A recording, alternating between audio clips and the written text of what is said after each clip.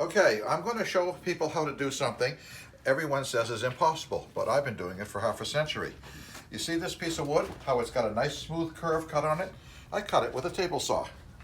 And if you're very careful and you cut slowly, it burns the wood a little, but you can accomplish making curves, which sometimes you need to do. And a saber saw, as you know, never makes a nice smooth curve. And if you have lots of equipment, you can do it, but I'm going to show you how to do this.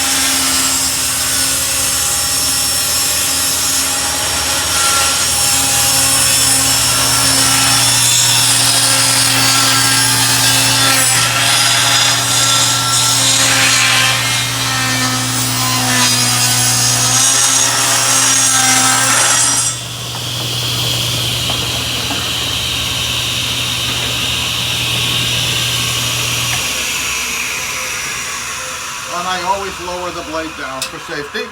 And as you see, we have a nice smooth curve that will match the curved wall in the new museum.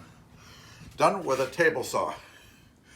It's so that we can build a glass showcase to go here in our museum. And if you notice, this wall is curved, and you notice how that fits. Cut with a table saw.